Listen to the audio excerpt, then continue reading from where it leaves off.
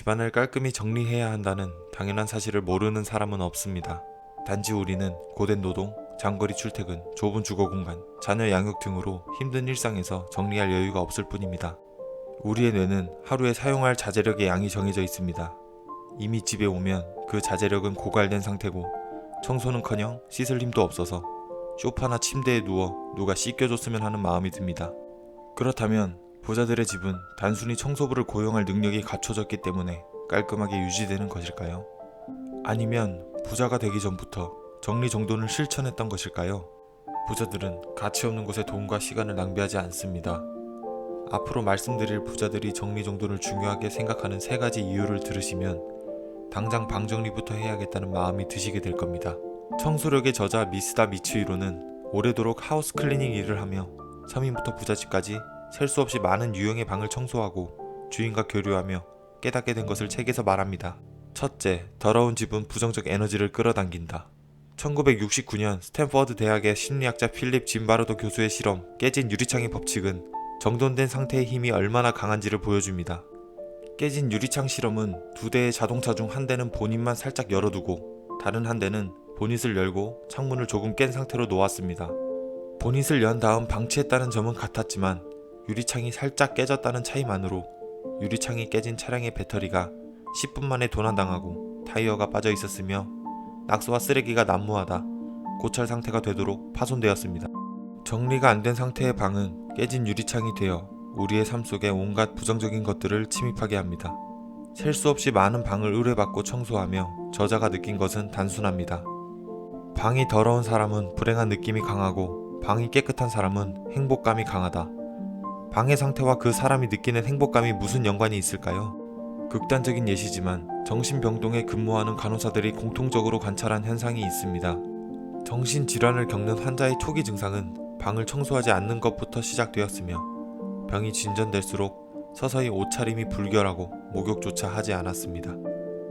물론 보통의 일반인이 극단적인 상황까지 가진 않겠지만 정리가 안 된 상태가 지속될수록 심리적으로 부정적인 환경에 노출된다는 것은 사실입니다.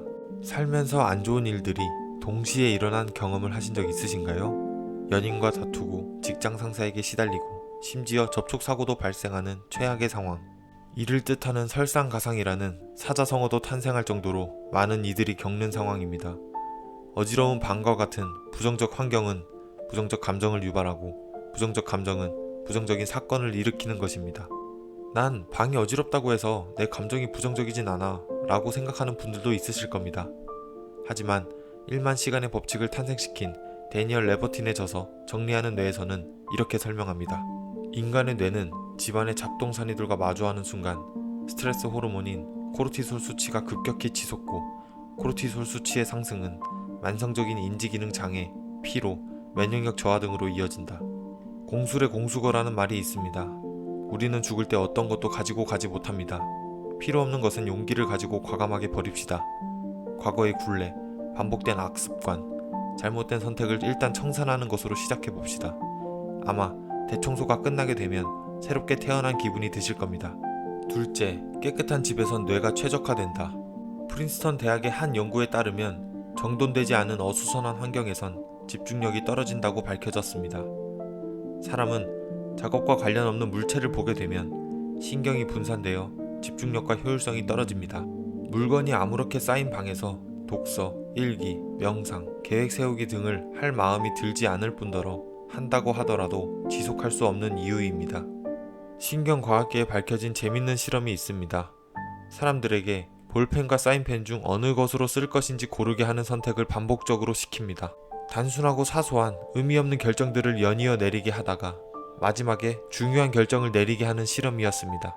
무의미한 결정에 이미 뇌의 모든 포도당을 소진한 피실험자들은 정작 중요한 결정에서 충동 조절 능력이 떨어지고 잘못된 판단을 하는 결과가 나타났습니다.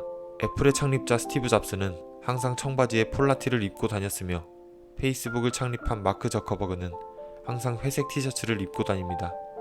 저커버그는 왜 맨날 똑같은 옷만 입냐는 질문에 회사를 관리하는 것 외에는 해야 할 결정의 수를 될 수 있는 대로 줄이고 싶어서다.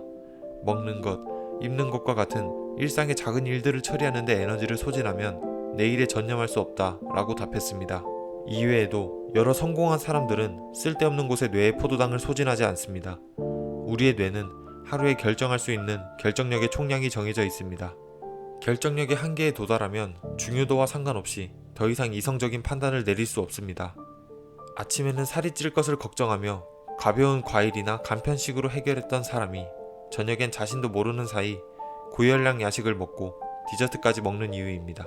우리는 어질러진 물건을 보며 어떻게 치울까를 계속 고민하고 미루다가 급할 때 물건을 찾아 헤매는 등 뇌를 무의미한 행위에 사용합니다. 어쩌면 우리가 새해 계획을 세워도 마음처럼 실천하지 못하고 야심한 밤 인터넷에서 꼭 필요하지 않은 물건을 충동 구매하는 원인은 정리 안 된 방일 수 있습니다. 셋째, 정돈된 환경에서는 낭비하지 않는다. 자본주의 사회에서 부자가 더 많은 부를 축적하는 방식이 무엇일까요? 요즘은 인식이 바뀌고 있지만 대중들은 부자를 떠올릴 때 탐욕적이고 가난한 사람들로부터 빼앗는다고 생각합니다. 자본주의 체제에서 사기와 같은 불법적인 행위를 제외하고 누군가로부터 빼앗는 행위로 부를 축적할 수는 없습니다. 대신 더 가치 있어 보이는 것을 내밀며 거래를 제한할 뿐이죠. 돈 모아서 뭐해? 이 옷 입어야 어디 가서 무시 안 당해. 요즘은 이런 가방은 다 하나씩 가지고 다녀요. 돈도 안 되고 어려운 책을 왜 읽어요? 지금 이 드라마를 보세요. 등 우리가 가진 가치 있는 무언가를 가치 없게 만들어서 더 가치 있어 보이는 다른 것과 바꾸는 방식으로 부를 축적합니다.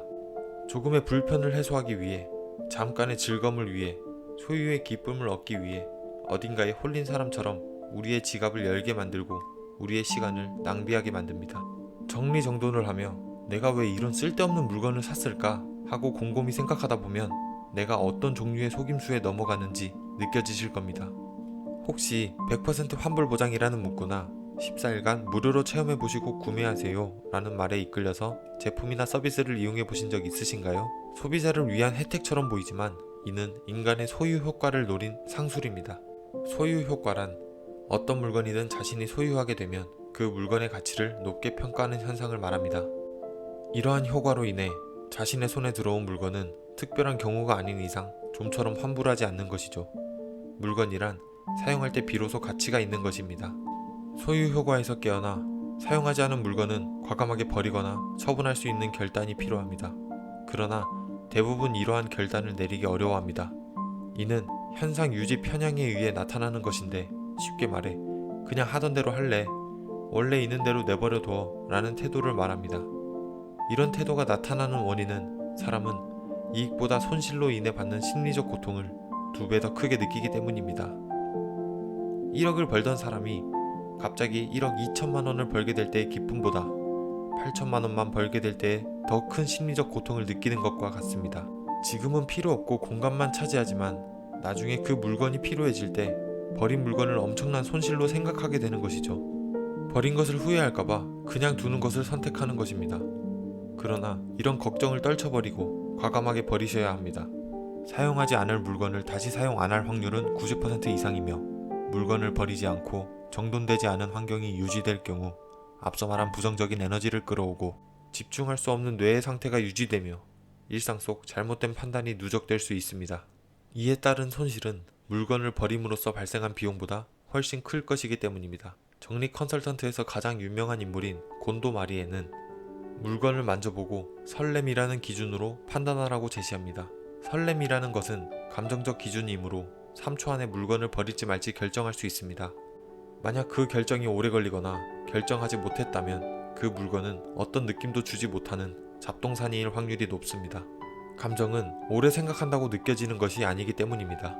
곤도 마리에처럼 설렘을 기준으로 사용하지 않고 쌓아뒀던 물건을 처분해보는 것은 어떨까요? 당신의 방은 자기 자신을 나타냅니다. 마음이 좋지 않은 날엔 방에 어지럽게 널려진 물건들이 쌓여 있을 것입니다. 청소는 좋은 마음이 드는 날 쉽게 실천할 수도 있지만 심적으로 힘들 때 청소를 하게 되면 뿌연 머릿속을 상쾌하게 만들어주고 마음을 편안한 상태로 만들어주는 안정제와 같은 역할을 할 것입니다. 한 번에 대청소를 하겠다고 마음먹기 힘들고 고민스럽다면 창문을 열어 환기하고 이불을 개는 것으로 시작해보세요. 5분 타이머를 맞추고 청소를 실천해보시면 어느새 시간이 지나도 청소하고 있는 자신을 발견하게 될 것입니다. 다음 영상에는 더 좋은 지혜를 물어오겠습니다. 감사합니다. 짹짹.